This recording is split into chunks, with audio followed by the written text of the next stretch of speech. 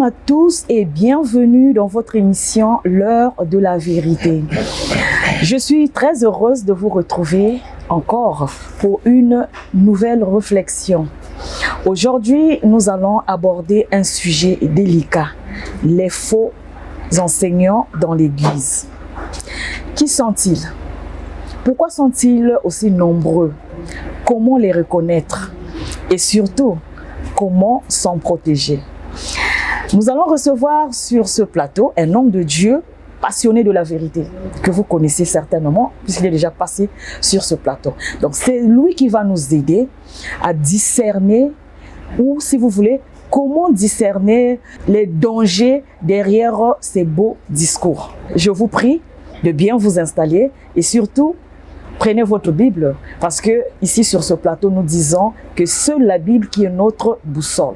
Donc, les versets bibliques seront cités et il est préférable que vous aussi, vous ayez votre Bible pour confirmer ce qui sera dit ici. Là. Donc, ce que je vous demande, c'est de rester connecté. En tout cas, ne bougez pas, parce que ce que nous allons entendre aujourd'hui, là, ce que nous sommes sur le point d'entendre, pourrait nous aider à avoir une autre vision de ce que nous entendons, ou si vous voulez, pourrait peut-être sauver une âme de la ruine spirituelle.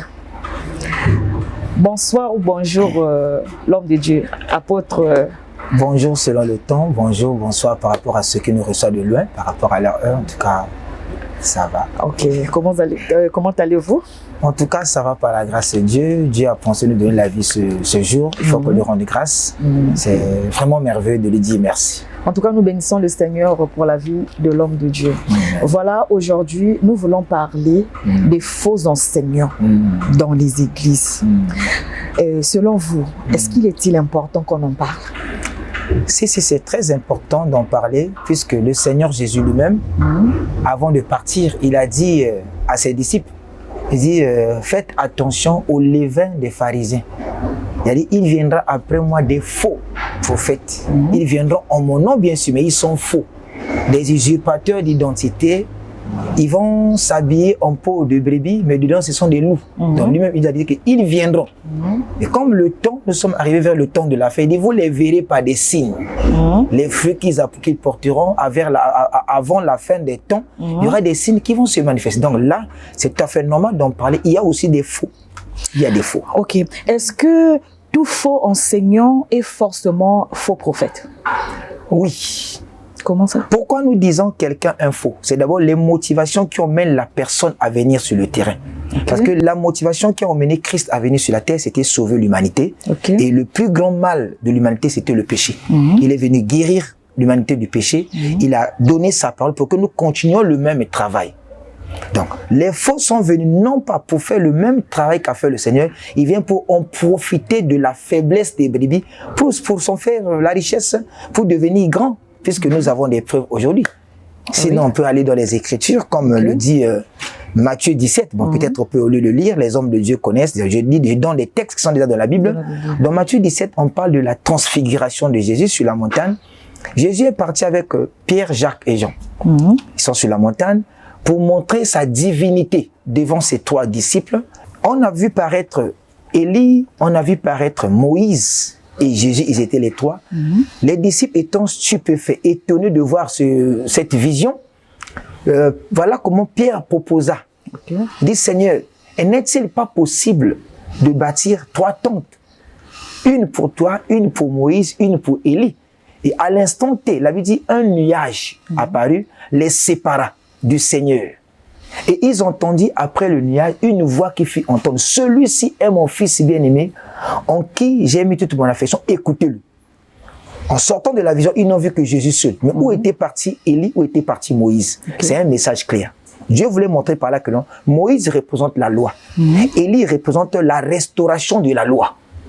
Donc Jésus, c'est lui le salut. Et ils n'ont plus vu ni Moïse, ni Élie, ils ont vu Jésus seul. Ils donnent un message, aller prêcher Jésus, parce que c'est lui le salut. Mais aujourd'hui, les faux serviteurs sont venus avec l'évangile de la restauration de la loi. Enfin, la loi est fondée par des ordonnances.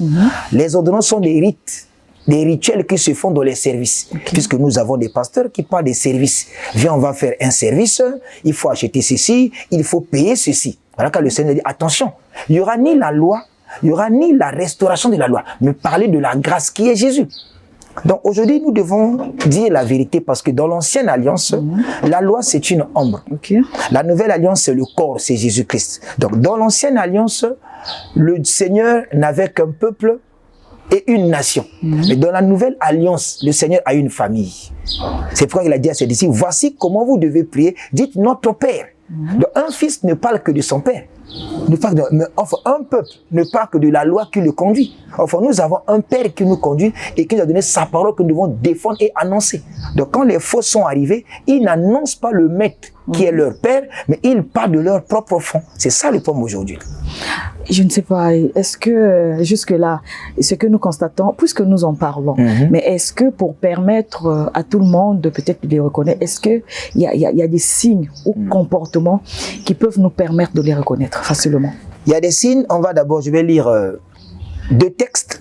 D'abord dans 2 Corinthiens, 2 Corinthiens chapitre 2, le verset 14 à 17, il dit ceci, « Grâce soit rendue à Dieu, qui nous fait toujours triompher en Christ et qui répand par nous en tout lieu l'odeur de sa connaissance.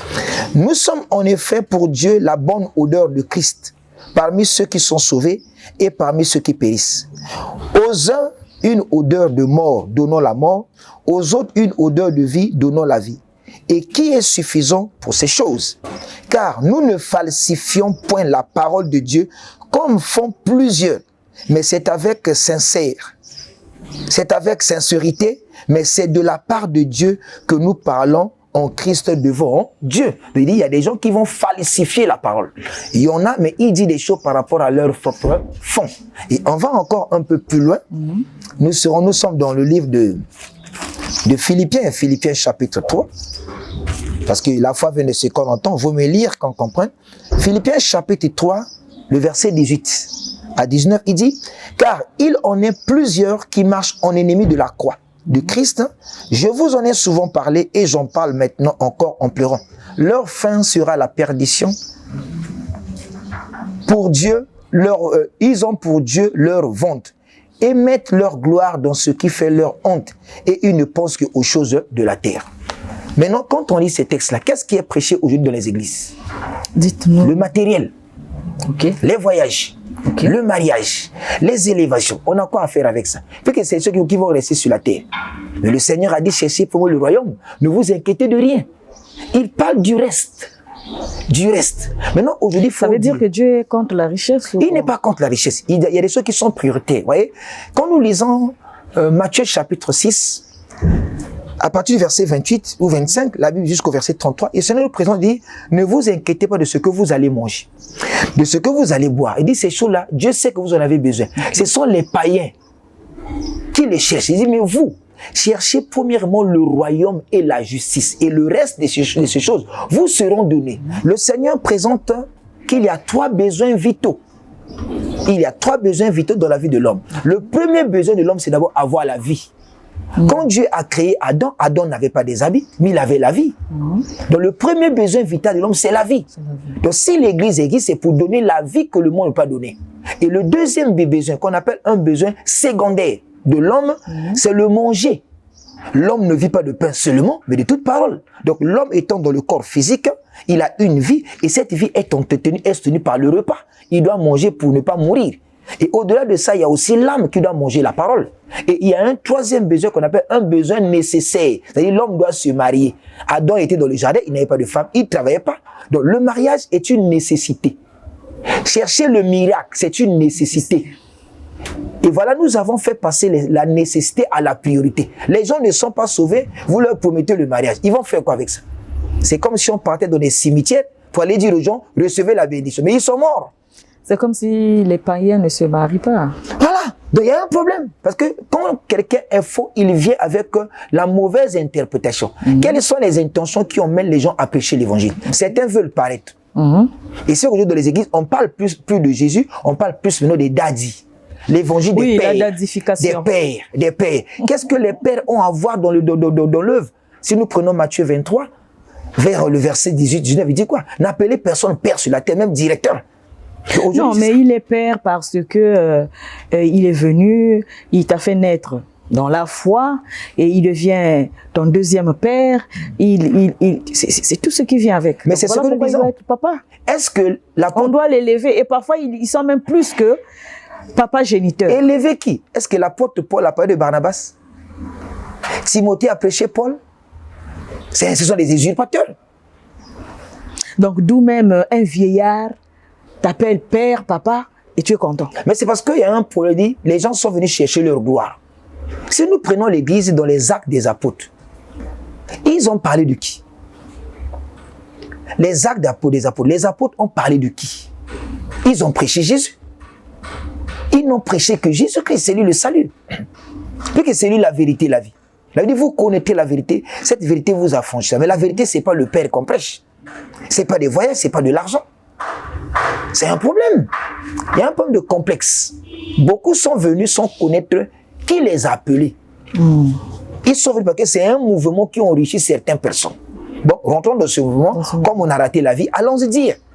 Mais sinon, aujourd'hui, nous voyons le prêchoir qu'on appelle le lutrin. C'est un feu, c'est pas une fumée. Aujourd'hui, le lutrin, le prêchoir devient une fumée. Là, on vient promettre les gens des miracles. Le Jésus qui est prêché aujourd'hui, c'est un Jésus thérapeute.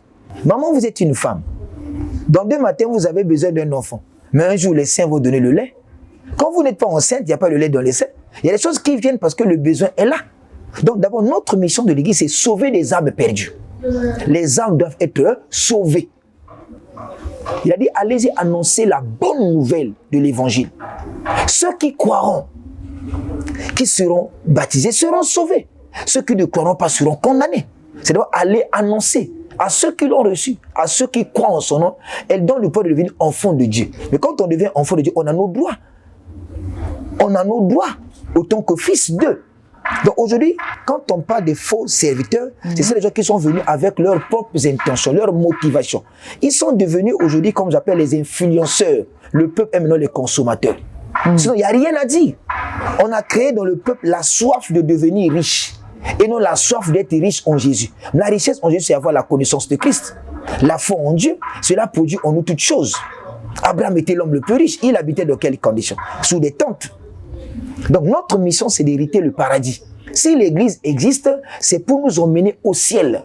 Le matériel va rester. Toutes les choses dans lesquelles nous courons là. Le Seigneur a dit quoi? Que cherche-t-il à un homme de gagner le monde entier à la fin il perd son âme. De ce qu'il y a des choses qu'on laisse. On peut avoir une grande église, on a beaucoup de tout, on a tout l'argent qu'on veut, mais quand on est dans un cercueil, il n'y a même pas les clés de la voiture. C'est une vanité. Donc notre mission autant que serviteur de Dieu, c'est apporter l'évangile de Christ. Donc tout serviteur qui a reçu mandat de prêcher l'évangile, notre seul objectif c'est de mettre l'accent sur la personne de Jésus-Christ et sur l'œuvre qu'il a accomplie, l'œuvre de la croix. Aujourd'hui l'évangile qui est prêché, il n'y a pas la croix dedans. Parce que l'évangile de la croix, c'est la mort et la résurrection. Donc le chrétien, le païen, le croyant qui vient à l'église, l'évangile doit d'abord le blesser et puis le guérir. Il doit d'abord tuer le vieil homme pour que le nouvel homme soit remplacé. Aujourd'hui, nous avons un évangile où le vieil homme n'est pas mort. Le vieil homme est là. Puis que nous voyons les mêmes chrétiens que nous prêchons, on les voit dans les bois de nuit, dans les bars en train de danser. Qu'est-ce que l'évangile a fait? Mais il y a de ceux aussi qui résistent. Vous l'avez prêché, vous avez présenté l'évangile, mais arrivé à un niveau où il ne supporte plus parce qu'il se dit finalement ici il n'y a pas l'onction. Comment depuis que j'ai commencé à prier, je vois pas la bénédiction parce que chez certains aussi quand on arrive à l'église, il y a un niveau qu'on peut atteindre. Parce que tu pries depuis que tu es à l'église, mais quand tu repars à la maison, il te manque même l'essentiel. C'est là le problème. Mais quand on parle de l'essentiel, Dieu n'a pas fait les mains pour travailler. Mais travailler, il y a un début. Mais voilà quoi. Travailler en commençant. Parce qu'aujourd'hui, quelqu'un qui va faire la décoration a eu des notions. Il y a décoration. Oui. Bon, moi peut-être que j'ai envie, je vais aller vendre quelque part, mais il me faut un départ. Mais c'est tout à fait normal. Il y a un point, c'est que l'homme ne veut pas apprendre. Je prends un exemple si simple. Okay. Celui qui a créé le téléphone, il a fait quelle magie? Le premier homme qui a vu un arbre devant lui, il a pensé faire sortir un tam-tam dedans, un lit, un fauteuil, une chaise. Qu'est-ce qu'il a fait? Mais c'est peut-être à cette époque-là. Il n'y a pas des époques, maman. Nous avons reçu de Dieu sa nature. Il nous a créés à son image et à sa ressemblance. On est capable d'eux. Donc le problème, c'est que ceux qui sont venus avec l'évangile, eux-mêmes, ils n'ont pas compris cet évangile et ils ne savent pas ce qu'il y a dans cet évangile. L'évangile contient tout. L'évangile contient tout. Il faut avoir souvent quelqu'un qui sait comment annoncer. Je dis souvent que ma capacité de mobiliser, ma capacité de transmettre, ma capacité de mobilisation du peuple dépend de ma capacité de transmettre. Quand je transmets mal, le peuple est assis, il est KO. Les pharisiens ont vécu longtemps avec la parole, la loi. Pourquoi avec leur évangile, il n'y a pas eu de miracle? Mais quand Jésus arrive, son évangile a commencé à ressusciter les morts. Le problème, c'est que c'est la manière de transmettre et de comprendre ce qu'on te dit. Beaucoup de gens n'ont pas connu le Seigneur. Ils ont connu la Bible. Ils ont connu les écrits de la Bible. Ils n'ont pas connu Dieu. Et on peut que prêcher ce qu'on connaît. Les apôtres disent, on a vécu avec lui. On a mangé avec lui. Ils disent des choses qui sont vraies. Qui sont vraies. Donc aujourd'hui, la maladie, aujourd'hui, parce que ceux qui sont venus n'ont rien à donner. Il faut qu'on se dise la vérité. Si aujourd'hui les églises, dites même aujourd'hui, au niveau mondial, les assemblées chrétiennes, on avait des gens capables de dire la vérité comme les apôtres. Regardez, Jean-Baptiste lui-même dans le désert, il n'y avait pas des instruments. Il a parlé dans le désert, les gens quittaient la vie pour aller écouter. Dites-moi sur la terre, est-ce qu'il y a une nation chrétienne? Il y a une nation qui incarne les valeurs du christianisme. Ça n'existe pas. Mais il y a des nations islamiques. Mais c'est là on voit qu'on a un problème. Le problème, c'est qu'on ne donne pas des valeurs de l'évangile au peuple. Nous sommes venus donner au peuple ce que le peuple veut entendre. Mais justement, apôtre, puisque ce qu'ils enseignent, ils utilisent la Bible. Oui, mais j'ai dit, mais la Bible n'est qu'un moyen. Le mariage. Mais si on va chez un sorcier. Dans la Bible, plutôt, oui. On trouve la richesse dans la Bible, on retrouve tout ce que vous citez là dans la Bible. Maintenant, comment pensez-vous que cela soit des signes ou des comportements qui doivent nous permettre de les détecter comme faux? La Bible n'est qu'un livre, non? N'est qu'un livre. Mais puisque c'est oui, mais tout le monde peut en avoir. C'est le livre qu'on recommande. Tout le monde peut en avoir. Tous les grands savants lisent la Bible. C'est le livre le plus lu de le monde. Okay. Tu vas sur un féticheur, tu te vois la Bible, ça ne sert à rien. Mais c'est d'abord l'esprit de la parole de Dieu qui est écrit là. Est-ce qu'il est dans la personne qui l'utilise? L'eunuque éthiopien lisait un livre. Mais comme il n'avait pas la révélation, l'esprit de ce qui était écrit, Dieu était obligé de déporter Philippe de là où il était pour aller prêcher l'évangile à la personne. Il en a compris. On peut avoir la Bible sans comprendre ce qui est écrit. Le Seigneur a dit aux pharisiens, vous sondez les Écritures, vous pensez avoir, on est la vie, mais cependant, le livre là, les Écritures parlent de moi. Est-ce qu'on peut recevoir un appel et sans révélation? C'est un problème. Parce que la révélation, c'est une partie que Dieu révèle à l'homme en fonction de sa mission. C'est un mystère. Et Dieu ne se révèle pas à tout le monde. Hein. Parce que quand quelqu'un dit Dieu m'a révélé, il faut voir maintenant ça marche. Il s'appuie sur qui? C'est d'abord ça. Il s'appuie sur qui? Le jour que le Seigneur s'est révélé devant Moïse. Moïse n'était pas attiré par le feu du buisson. Il était attiré par la voix qui parlait. C'est la parole qui attire. Mais comment lui, Dieu, il peut appeler quelqu'un, certainement quand il appelle, c'est pour une mission, et cacher encore la révélation? Non, il ne cache pas. Quand Dieu vient, il se révèle. Voilà devant Moïse. Oui. Quand le Seigneur appelle Moïse, Moïse entend une voix. Il s'approche. Dieu lui dit, enlève tes souliers. J'ai entendu le cri de mon peuple qui vient vers moi. Je t'ai choisi comme libérateur. Tu vas pour libérer. Voilà l'ordre de la mission. Dieu dit, je vais me révéler à toi. Mais tiens-toi bon. Avance. Il dit, je vais te montrer le premier signe. Jette ton bâton. Il a jeté le bâton s'est transformé en serpent. Il a dit, tiens-lui par la queue. Le bâton revient, le serpent revient un bâton. Il dit, venons, vas-y, tu feras des miracles. Mais il dit, mais comment? Je vais dire aux gens, mais qui tu es? D'abord, Moïse s'intéresse à savoir qui m'envoie. Il dit, dis-leur que je m'appelle Je suis. Et nous avons vu ce qu'a fait Moïse. Moïse a parlé à Pharaon. Moïse a fait des produits, le Seigneur l'a accompagné. On a vu tout. Moïse n'a pas parlé de lui. Il dit, celui qui s'appelle Je suis m'a envoyé. Donc, ceux qui viennent en mission, qui les envoie d'abord? C'est là la première chose. Qui les envoie? Bon, maintenant, celui qui prie pour quelqu'un, la vie de quelqu'un est transformée. Celui qui prie pour quelqu'un, dans 2 mois, il a le mariage. On arrive sur ce point-là. Il y a 2 choses dans la Bible que les gens ne comprennent pas. Il y a le don du Saint-Esprit. Le don, c'est quelque chose qu'on t'a offert. Et il y a les fruits de l'esprit que l'homme doit porter. Il y a 2 choses. Le Seigneur dit à la fin, les hommes diront, dans Matthieu 7, 21, Seigneur, n'avons-nous pas chassé les démons en ton nom? N'avons-nous pas prêché l'évangile en ton nom? Il dit, je ne vous ai jamais connu. Pourtant, il y a eu des miracles dans leur époque. Vous qui commettez l'iniquité. Aujourd'hui, un pasteur prie pour quelqu'un, il y a des miracles, c'est possible, c'est pas lui. C'est le don du Saint-Esprit, ce qu'on appelle par l'onction. C'est le Saint-Esprit qui opère, qui guérit, qui libère. Mais non, le pasteur doit porter des fruits que l'évangile a produit en lui, et c'est ces fruits-là qui font que les bébés soient nourris de ça. S'il n'a rien à nourrir au peuple, que faire des miracles, ça ne sert à rien. Comme je dis aujourd'hui, le Jésus qui est prêché dans nos églises aujourd'hui là, c'est un Jésus thérapeute. Jésus guérit, Jésus bénit. Ce n'est pas un Jésus qui sauve. Nous préparons un peuple à avoir la couronne. Ils n'ont pas des pointes dans les mains. Il y a un problème. Il n'y a pas de couronne sans avoir des pointes. L'évangile doit d'abord tuer le vieil homme.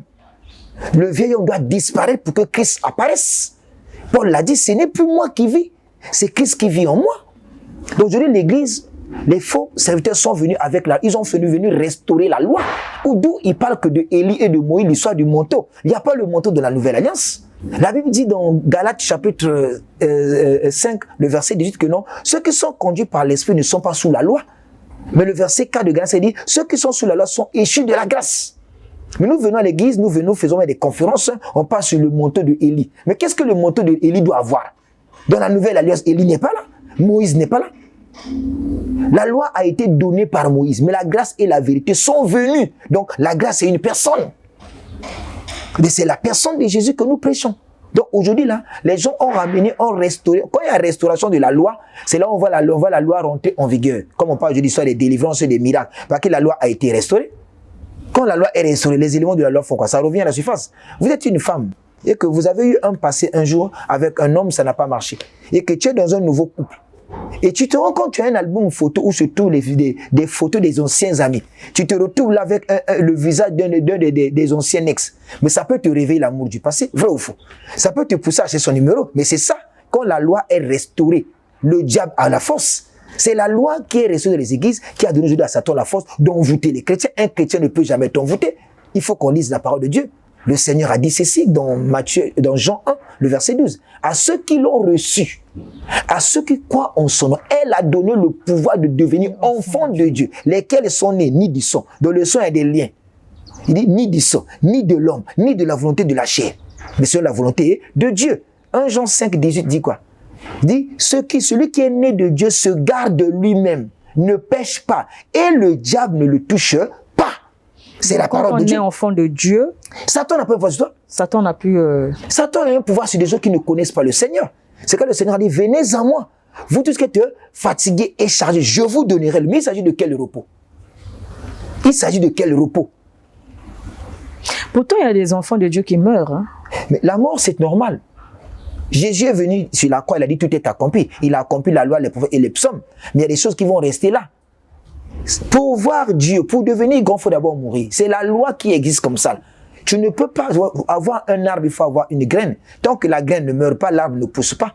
Donc la mort, c'est un passage, Dieu dit, la mort dans la chair va arriver. Mais il y a une seconde mort de l'âme. Donc tout le monde est appelé à mourir. Oui, mais parfois, dans des conditions qu'on déplore, parfois, on se dit, bon, est-ce que c'est la volonté de Dieu?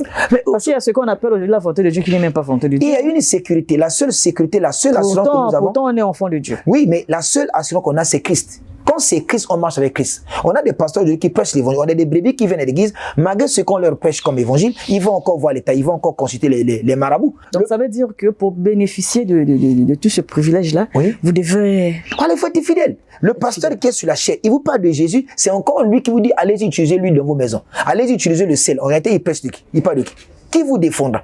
Mais si on va plus loin, dans l'ancienne alliance, les psaumes disent que le psaume 91 à partir du verset 1.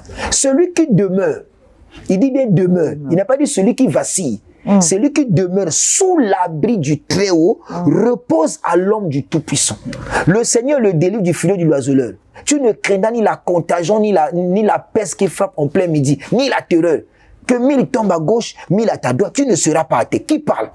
Ça, c'est David qui parle dans l'ancienne alliance. Il dit, ceux qui sont sous Christ, ceux qui sont sous Dieu, ils sont sous la protection. Aujourd'hui, l'Église nous parle d'un Jésus sauveur, on ne parle pas d'un Jésus Seigneur. Mais il faut le suivre. Non, mais on est enfant de Dieu, pourtant parfois aussi on tombe. Non, tout le monde n'est pas enfant de Dieu. Il y a des gens qui croient à un Dieu, ils ne sont pas encore devenus enfants. Parce que pour devenir enfant, il faut être né selon Dieu, né par la parole. Que le vieil, on doit mourir. Et on doit avoir en nous les arts de l'esprit, la nature de Christ. Et quand on a cette nature, on va vers notre objectif. Parce que la Bible dit... Ça veut dire qu'on ne peut plus tomber. Non. Quand on dit tomber, ce sont des faiblesses, qu'on peut le dire. C'est un mot qui dit tomber parce que c'est une faiblesse. Une faiblesse. La Bible dit... Ça veut dire que tu ne prenais plus la bière. Bon, il va arriver un moment où bon, tu es au milieu des... Tu dis, bon, je vais prendre. Il y a des choses où il faut apprendre à être maître de soi-même. La Bible dit, je traite durement mon corps. Pourquoi je le traite durement? Parce que je ne veux pas tomber dans les mêmes choses. Le Seigneur a dit qu'il a créé l'homme à son image. L'image est une base de données. Et à sa ressemblance. La ressemblance n'est qu'un objectif à atteindre. Dieu est amour. Tout chrétien doit être comme Dieu. C'est vrai qu'on n'est pas identique, on doit être similaire à lui. Donc, je me bats d'être comme Dieu. C'est mon objectif. Donc, quand je viens à l'église, l'évangile m'emmène à Christ. Et c'est Christ qui me donne tout. Enfin, aujourd'hui, je dis bien, Christ n'est pas prêché par ces faux pasteurs, par ces faux prédicateurs. Eux, c'est leur gloire. Ils parlent de leur expérience, leurs exploits, leurs voyages. Vous voyez comment un homme de Dieu qui va sur la montagne prier, il se fait filmer. Ça, c'est de l'immaturité. Selfie. N'est-il pas écrit dans la Bible, dans Matthieu 6, verset 5, ne soyez pas comme des hypocrites quand ils prient, ils veulent être vus par des gens. Ça, c'est quoi? Ça, c'est encore quel mouvement, ça? C'est de l'immaturité. La Bible dit, malheur à un peuple dont le roi est un enfant. Lorsque j'étais enfant, je parlais comme un enfant. Quand je suis devenu grand, je parle comme une grande personne. Donc, je suis un homme de Dieu. Je suis venu faire quoi? Quelle est ma mission? Je dois parler en fonction de ce que je suis. Sinon, il y a un problème. Homme de Dieu, parce que, bon, on le dit homme de Dieu, mais sinon, dans le fond, il n'y a rien. Nous assistons dans des conférences où on ne dit rien.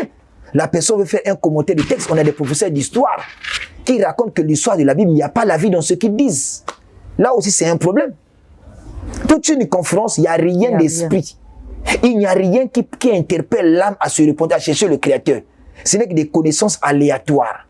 Un prof qui est en train de raconter l'histoire de la Première Guerre mondiale, la crise économique, c'est fini. Jésus avait marché sur les eaux. Démontre ça dans la vie des brebis. On vient de les églises tous les jours, les gens, il faut que tomber. Ça, c'est quelle église? Ah oui. Ça, c'est une maladie. Une église comme ça, moi, je quitte. Donc, souvent, il y a un programme, ce sont les mêmes personnes qui tombent. Mais c'est comme un hôpital où les gens vont là pour se guérir, ils meurent toujours. Qui va aller dans cet hôpital? Dans les médecins, il y a un problème. Il y a beaucoup des hommes de Dieu qui sont en mission, ils ne connaissent pas leur appel. Posez la question à beaucoup des hommes de Dieu. Quel est votre message? Même si on va dans le corps de la médecine, on dit le corps des médecins. Il y a des généralistes, il y a des gynécologues, il y a des dentistes, il y a beaucoup de gens. Posez la question à certains pasteurs. Quel est le message que Dieu t'a donné? Ils ne connaissent pas. Ils ne savent pas ce qu'ils prêchent. Ils prennent le photo, ils vont à l'internet, à Instagram, à YouTube, ils vont copier les prédications, faire du copier-coller, ils viennent parler. Voilà, quand il n'y a rien, il n'y a pas d'effet. Les gens courent après la foule. Ce qui attire les gens, c'est la foule, non? Avoir beaucoup de gens, c'est tout ça ce que les gens appellent l'église. Mais ça, c'est pas une église. L'église, c'est là où l'Esprit de Dieu travaille libre. Aujourd'hui, l'église est gérée par un système. Les faux serviteurs ont mené un système à l'église. Qui fonctionne comment? Mais le système là fonctionne avec des principes. Aujourd'hui, il y a un collège des bishops. Il y a un collège de ceci. Mais ça vient d'où? Des collèges des archibishops. Les collèges des évêques. On est là pour ça. Le titre va changer qui? Non, mais c'est pour marquer la différence. Quelle différence? Ça veut dire Jean-Baptiste, il était nourri par des sauterelles et le miel sauvage. Il est le plus grand de tous les prophètes de l'histoire. Il n'a jamais fait même un miracle. Pourquoi il est grand? Parce que c'est lui qui a planté le dit, voici l'agneau de Dieu qui ôte le péché du monde. C'est pour ça qu'il est grand. Nous, on est grand à quoi? Avoir beaucoup de brebis. On a combien de brebis? Mais tu vas avoir une église qui a 500 membres, mais des fois, c'est une série de pays dans un autre pays. Hein. Moi, je connais des églises où il y a le pasteur à 40 millions de membres. Tes 500 fois, ça ne vaut rien. Ça n'a rien à voir. Ces foules-là, pour le condamner quoi? Moïse avait une grande foule. Combien sont rentrés dans la terre promise? 2. Josué et Caleb. Ça doit nous tirer. Mais la fin de Moïse était comment? Où était le corps de Moïse? Pourquoi Satan s'était accaparé du corps de Moïse? Il y a problème. Donc aujourd'hui, les faux serviteurs sont venus avec le feu. Mais dans le feu là, il n'y a pas la parole. Enfin, Moïse a vu le buisson, le feu, mais la parole qu'il a intéressée, c'est la voix qui parle à l'intérieur. La prophétie attire, les miracles attirent, ça ne transforme pas, ça ne sauve pas. Mais c'est la parole de Christ qui transforme là. Donc nous, on a besoin de voir des gens qui étaient des voyous, des prostituées qui sont transformés. Voilà un miracle qui reste à vie. Donc aujourd'hui, le problème, c'est ça. Donc les faux serviteurs ne sont pas venus prêcher Christ. C'est ce que dit le livre de 2 Jean. Le verset 11, jusqu'à la fin, il dit, ces hommes-là, quand ici les gens viennent à vous, ils ne vous emmènent pas l'évangile de Christ, ne le recevez pas chez vous, ne lui dites même pas salut. ceux qui leur disent salut participent à leur mauvaise œuvre. Il y a un problème. Il y a un problème. Jésus a prêché, les apôtres ont prêché l'évangile. Seigneur, même les démons nous ont soumis. Il a dit non, ne vous réjouissez même pas de ce que les démons vous ont soumis. Réjouissez-vous de ce que vos noms sont quoi? Sont écrits dans le livre de vie. Donc aujourd'hui, l'église est devenue un cirque. Un cirque. Dans notre église, on ne dit pas ça, on ne fait pas ça, on ne prêche pas ceci. C'est votre église. Mais dit, le vent souffle où il veut. L'esprit travaille partout. Mais s'il y a un système, l'esprit de Dieu ne peut pas rentrer, il sort. Aujourd'hui, le Seigneur est dehors. Il n'est plus dans les églises, dans certaines églises bien sûr. Il n'est plus dans certaines églises. Mais puisque aujourd'hui là, on les voit avec la Bible, pensez-vous qu'ils manipulent les Écritures pour séduire le peuple? Comment ils le font? Je vais lire encore un texte, parce qu'il faut aller avec les Écritures pour confirmer la parole. 2 Pierre. J'aime le texte de 2 Pierre, chapitre 2, à partir du verset 1 jusqu'au verset 3. Il dit ceci. Il y a eu parmi le peuple de faux prophètes. Et il y aura de même parmi vous de faux docteurs qui introduiront des sectes pernicieuses et qui régneront le maître qui les a rachetés, attirant sur eux une ruine soudaine. Plusieurs les suivront dans leur dissolution et la voie de la vérité sera calomniée à cause d'eux. Par cupidité, l'envie d'argent. Par cupidité, ils trafiqueront de vous au moyen des paroles trompeuses, ce qu'ils appellent les prophéties. Paroles trompeuses, eux que menace depuis longtemps la condamnation et dont la ruine ne sommeille point. Il dit, ils vont trafiquer sur vous. Pour les voir, il faut payer la consultation. Il faut faire ceci pour aller en Israël. On est face à quoi? C'est un business. Ils vendent des marnières dans les églises avec leurs images. Ils vendent des pinks avec leurs images. Ils vendent des pagnes, mais ce sont des businessmen. Ils vendent d'huile dans les églises. Ils ont des carnets qu'il faut verser de l'argent. Ils ont les carnets de partenariat. Mais c'est ça. Ils vont trafiquer sur vous. Ils ne viennent pas pour sauver vos âmes. Ils viennent vous détruire. Ils profitent de vous. Dans Hébreu, dans Ésaïe 9, verset 15. Ces hommes-là égarent le peuple. Et ceux qui les suivent aussi s'égarent. C'est les gens qui savent manipuler des versets à leur avantage. On ne vient pas voir un homme de Dieu les mains vides. Parce que tu es qui? Tu es qui? Un jour, une servante m'a dit que moi, je ne peux pas te bénir. Donc, c'est seulement toi qui peux me donner. Donc, tu es venu me voir. Donc, moi, je suis allé chez elle. Donc, c'est à moi. S'il faut que j'achète le jus, j'achète le jus. Donc, elle ne peut pas m'offrir. C'est la mauvaise compréhension des Écritures. Je dis, quand les gens sont mal enseignés, il y a un problème.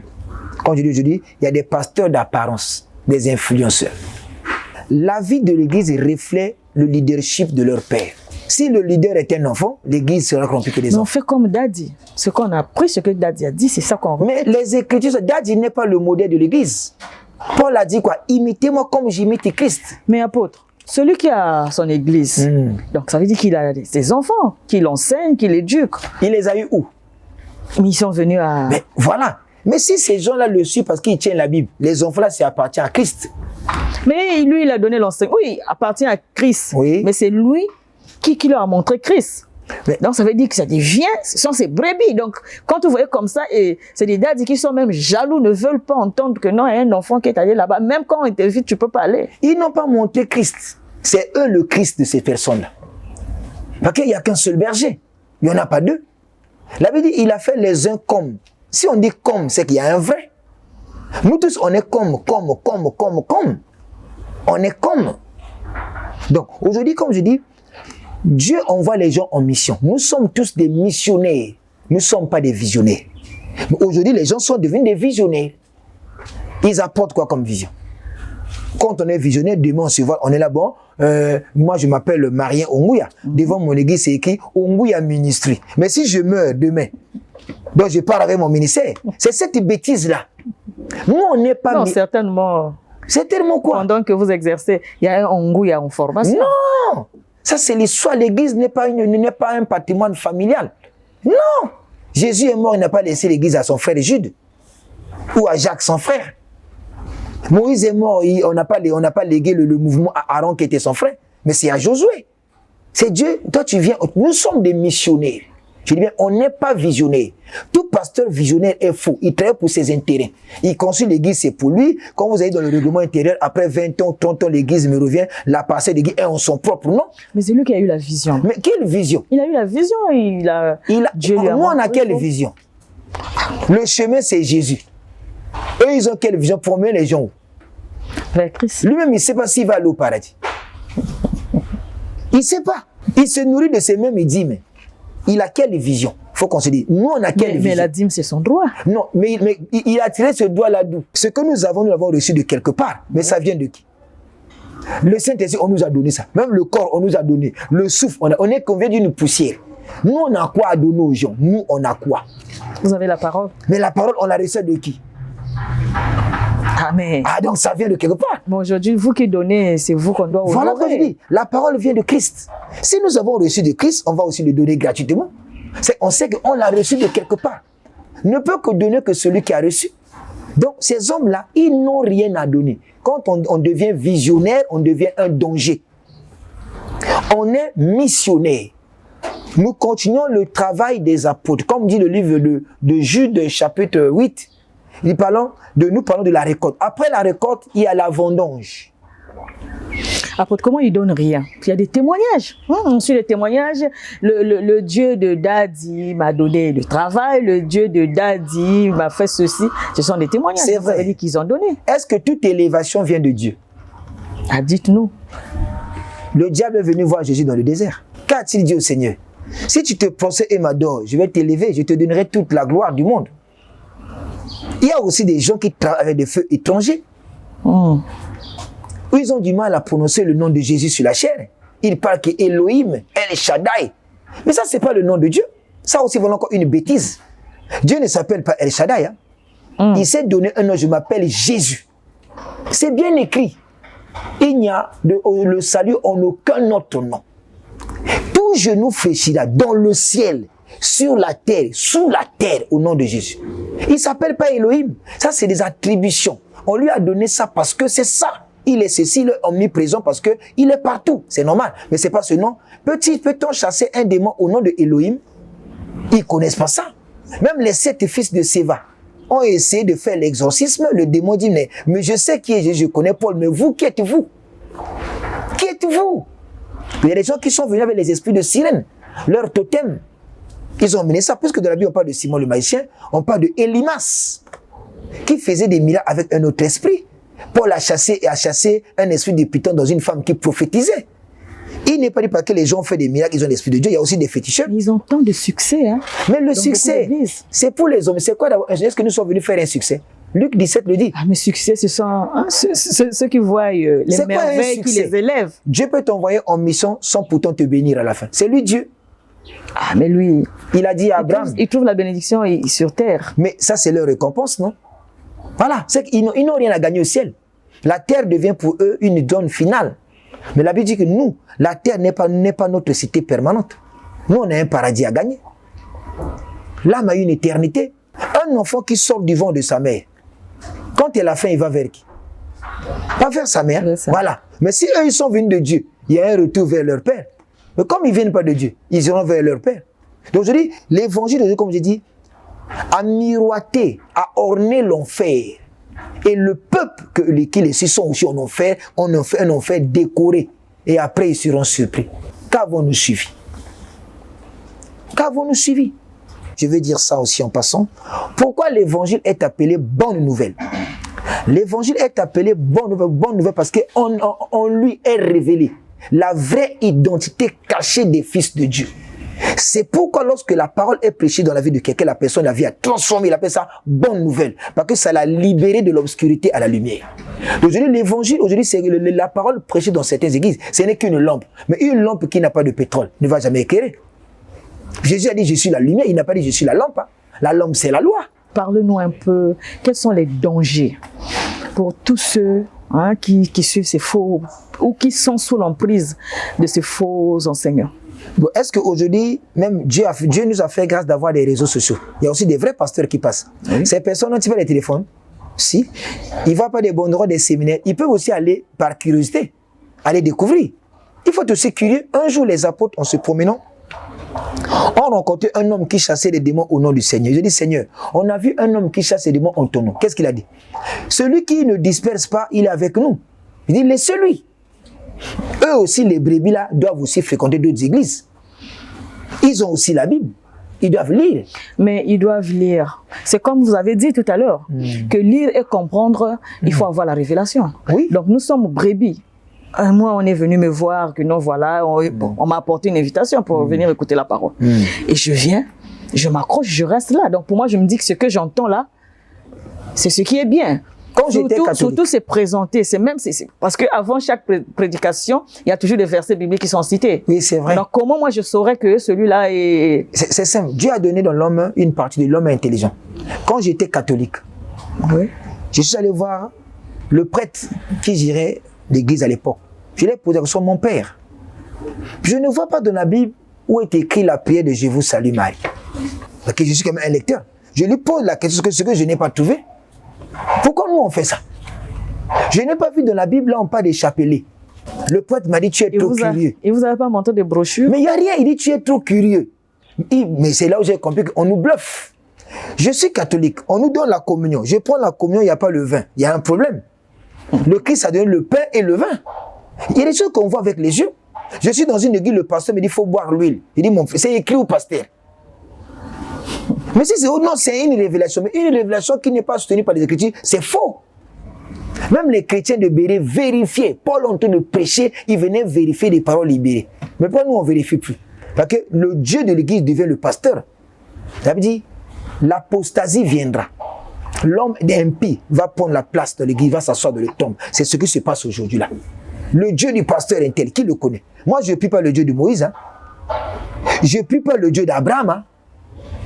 Moi, je prie le Dieu qui s'est révélé à nous, Christ. C'est tout. C'est tout. Ceux qui prient le Dieu de Moïse sont ceux qui ont vécu à l'époque de Moïse. Moi et sûrement, nous sommes au temps de la grâce. Nous avons Christ. Seul nous suffit. Les apôtres nous ont prêté. Voilà, tout est écrit ici. Comme je dis souvent aux gens, vous voyez, la Bible, elle n'est pas la parole de Dieu, mais elle contient les paroles de Dieu. Parce que la parole est d'abord esprit. La parole a vécu avant le livre. Ça a été écrit par Dieu pour nous servir d'instruction, pour que nous comprenions exactement ce qu'il faut. Et en elle, nous avons la vie. Donc, la Bible ne dit que la vérité. Tout ce qui a été mis dans la Bible, c'est la vérité absolue. Donc, tout ce qui est écrit doit être vérifié. On ne peut pas continuer à accepter parce que le pasteur a dit non. On doit quand même lire aussi. Je dis souvent que celui qui ne lit pas est condamné à écouter. Même le mensonge, il accepte. Lire et contredire le pasteur, on peut te sortir de l'église. Hein? Mais si me sort, c'est que le pasteur est faux. Je viens par rapport aux Écritures. Parce qu'il y a un pasteur qui est recevoir. Parce que le problème, c'est de savoir, d'accepter aussi. Hein? Il y a deux choses. Il y a la prédication et l'enseignement. L'enseignement enseigne l'esprit, mais la prédication conduit le cœur. Dieu nous envoie d'enseigner, pas de prêcher. Il a dit, allez-y partout le monde entier, annoncez la bonne nouvelle, baptisez, mais enseignez-le. C'est quoi l'enseignement? C'est faire asseoir, donner à manger, interpeller l'esprit. Enfin, dans nos églises, on n'enseigne pas. Quand on fait un enseignement, c'est qu'il y a une partie des questions-réponses. Même les conférences que nous organisons, c'est rare de voir une conférence dans la ville ici avec questions-réponses. Ce sont des cultes qu'on va faire. Parce que quand on dit qu'il y a une conférence, il faut qu'il y ait débat. Si, j'ai déjà... Voilà, il y en a mais à compter. Il faut qu'il y ait débat. Ce que tu dis, mais poser la question à un pasteur, pourquoi tu n'es pas du manteau de Élie? Ça fait quoi de la nouvelle alliance? Qui nous démontre ça? Posez la question au pasteur, pourquoi vous portez des soutanes? Mais ça, c'est une restauration du sacerdoce lévitique, aronique. Il y a un danger. Quel impact à long terme peut avoir ces faux enseignements, surtout dans l'Assemblée? Hein? Le Seigneur a dit, mes paroles sont esprit et vie. Donc l'impact d'un mauvais enseignement, c'est la mort. C'est la mort. C'est ce qu'on a lu tout à l'heure dans 2 Corinthiens. Il y a ceux qui ont l'odeur de la mort, de l'odeur de la vie. Ok. L'évangile de la vie, c'est ce que nous prêchons Christ. Et Et l'évangile doit tuer le vieil homme pour céder la place au nouvel homme qui s'appelle Jésus-Christ. L'évangile doit blesser la brebis pour poncer la plaie. L'évangile indexe le péché, il enlève le péché pour établir la justice. On nous fait déjà signe du côté de la technique. Nous avons un problème avec le temps. Bien que nous avons encore des questions, bon, on garde ça pour prochainement. Alors, vous allez fixer votre caméra et vous allez conseil ou si vous voulez inspiration de dernière heure. Quel est le message que vous pouvez les apporter pour les mettre à l'abri? Ce que je pourrais dire à mes confrères pasteurs, disons ce que Dieu nous a dit de dire. Car Dieu n'est pas dans les choses qui se font en son nom, mais il est dans tout ce qui se fait selon sa volonté. Disons la vérité au peuple. Même s'il faut prêcher 2 brebis dans le guide, tu dis la vérité, sois-en heureux de se retrouver avec eux dans l'au-delà.